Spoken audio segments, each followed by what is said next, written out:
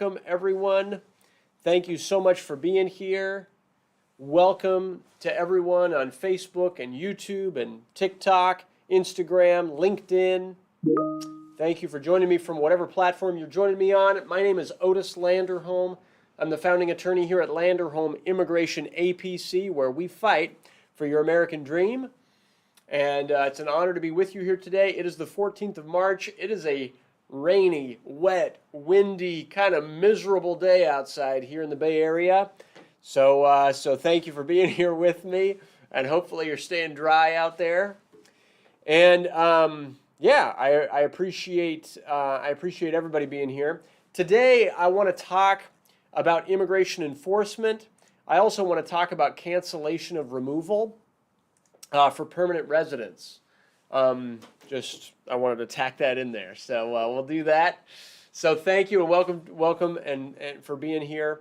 Remember, here at the Deportation Defense Live, we're here to train, teach, inspire, and empower immigrants who are facing deportation to make the most out of immigration law, to make the most out of their lives, and to win their cases.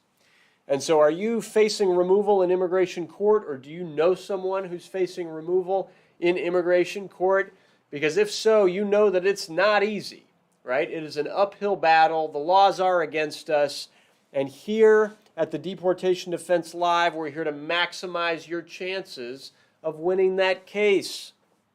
So today, our theme is immigration enforcement, and also I'm going to discuss cancellation of removal. And as always, I'll talk about the topic, and then I'll open it up to questions. So if you have legal questions about anything that comes up or about your immigration case, hey, send it over. I'd love to answer it. Okay? So thanks. To start out, I want to tell you a little bit of a story. Last week, we won a case that we've been fighting since 2016, right? So it's now 2023, so that's 7 years, right? And huge congrats to our client and to his wife and his children.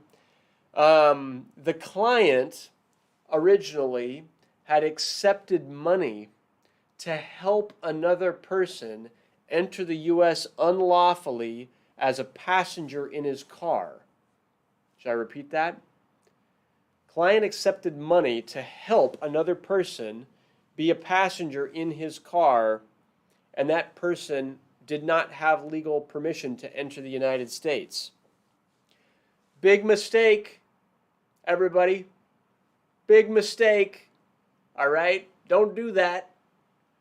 He was pulled over. And in fact, if you ask that client, he would tell you, don't do that. It is not worth it. It is the mistake of a lifetime. All right? He was pulled over. He was arrested. His green card was confiscated. He was put into deportation proceedings 7 years ago. And then he's been fighting a battle that has been very horrible for him for the last 7 years. And last week, the judge agreed with us, and the judge agreed with his family, really, to give him one extra shot and to give him his green card back for now. But the judge could easily have gone the other way. An issue like this is not an easy case, right? And so his situation and his case, it brings us some things up, all right? One, don't help anybody cross the border. I don't care if, I don't care if they offer you money. I don't care if it's like a huge favor, that you're doing for everybody in your family, whatever. Like, the risk is not worth it, okay? Two, cancellation of removal, which is what we won for him, which is what I'm going to be talking about later today. Cancellation of removal is easier. It is more generous. It is possible, even in situations like this, when you've already won a green card in the past. Okay, so like for this gentleman, he has the benefit of he already won a green card in the past, but gosh, they could have taken that thing away from him and deported him. And but still, it is possible, right? It is possible to win your green card back if the facts are right, even if you've been put into deportation proceedings when you've got a green card, okay? But you will have to fight to the end. You'll also want a really, really good lawyer helping you. All right. And the lawyers in my firm did an outstanding job on this gentleman's case. Okay. So another thing to know is that even though we won, even though the judge agreed with us, the Department of Homeland Security has reserved appeal. All right. Which means that over the next 30 days, we're like crossing our fingers, everybody. We're crossing our fingers, hoping that the government doesn't actually file the appeal documents, but they might. And if they do, then we'll have to keep fighting before the Board of Immigration Appeals and possibly even before the Circuit Courts of Appeals about his case, because it's a tough case. So I wanted to share that. And again, huge congratulations to our client. If you're listening, huge congratulations to you. All right. So what's going on with immigration enforcement right now? Well, according to Customs and Border Patrol statistics, as of March 9th, right, which was last week, according to their statistics, so far in 2023, they have encountered 1,072,400 people at the border, and they've either deported them, removed them, or put them into deportation proceedings with findings of either inadmissibility or removability. Okay? So that compares with 2,766,582 from all of last year. So the trend, right, seems slightly higher this year than last. Not a huge difference, but slightly higher, right?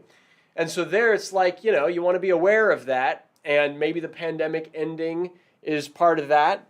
But it's like you want to be careful at the border right now. Part of that goes to the conversation I just had about our win, right? And immigration enforcement generally is up, all right? It's not dramatically more, but it's up. And so you want to be aware of that, all right? And I want to also talk about cancellation, right? That was the type of case that we filed for the gentleman whose case we got approved last week. The type of case we filed was a type of cancellation of removal, but it wasn't the quote-unquote non-LPR cancellation of removal that we talk about when we talk about an E42B case, maybe the most often type of cancellation of removal. Instead, this was quote-unquote LPR cancellation, lawful permanent resident cancellation of removal. It's filed on Form E42A. All right? So what's the difference? This is, it might sound like a nuance, but it's a huge difference. Okay? You're talking about cancellation of removal for people who previously had green cards. You're talking about a person who won their green card, but now got into trouble in some way, shape, or form, and now the government is alleging that they're deportable and they're trying to take the green card away. And when you're in that situation, if you have a green card or if you had a green card and now you're in immigration court because maybe you messed up, right? There are 4 requirements to be able to ask the judge to please allow you one more chance and allow you to keep your green card. And I want to share with everybody what those 4 requirements are. All right?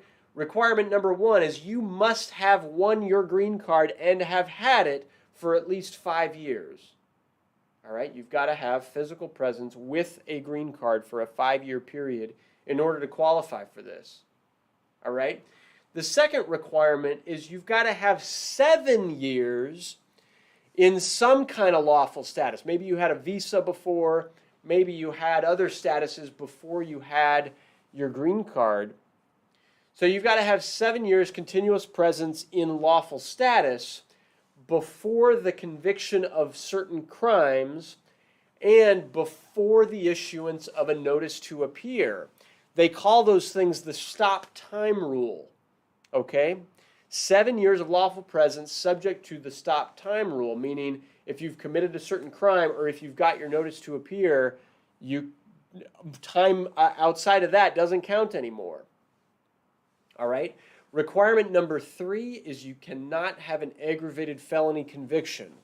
Aggravated felonies, I've got trainings, videos describing all the different categories of aggravated felonies. If you have one of those, you're not eligible for cancellation of removal. All right? So often you have to argue that your offense is not an aggravated felony and hope that the judge agrees. All right? And sometimes that argument in and of itself is the whole case, right? And we've got to really fight about that. And then the 4th requirement is if you meet the other 3, you've got to show to the judge that you warrant a favorable exercise of discretion. Okay? These are discretionary applications. So the judge has the discretion to say, hey, yeah, you meet those 3 requirements, but you've made too many mistakes. I don't feel comfortable giving you your green card back. All right? You've got to show you warrant a favorable exercise of discretion. You got to submit evidence for that.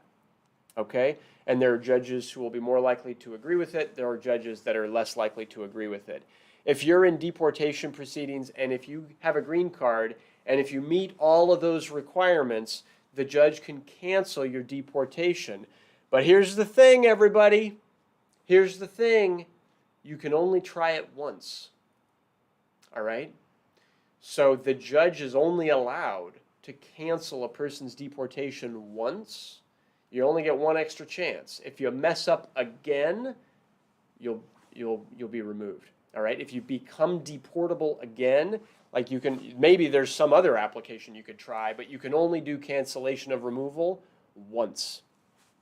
Okay? That's everything that I wanted to share on today's session. I hope that it was useful. I don't see that I've received any questions from the audience, and so if you have a question, send it over. And if not, hey, thank you all so much for being here. I really appreciate your being here. Joel, I see you there. All right, great to see you. MZ Kausari, hello. I see you there on Instagram. Adrian M. Goitia, hello. I see you there on Instagram. Everybody on Instagram, hello and welcome. Everybody on Facebook, YouTube, LinkedIn, TikTok, thank you all so much for being here. All right, I really appreciate your tuning in. So that's it. That's all I wanted to share today. And if you still have a question that I haven't answered, please go ahead and send it over. I'll answer it. I can upload the answer to our channel in YouTube. The best way to see that is to subscribe to our channel in YouTube and then to click the notifications bell. In YouTube, you can get additional updates and news. And if you have an immigration case, hey, please give us a call. My consultations team is outstanding. We're here to give the best legal advice that we can. We are here to help, and we would love to help. Okay? So thanks a lot. Hope you're doing well. Stay dry out there. It's rainy, at least if you're here in the Bay Area. Hope you're doing well. Thanks a lot. Take care. Bye-bye.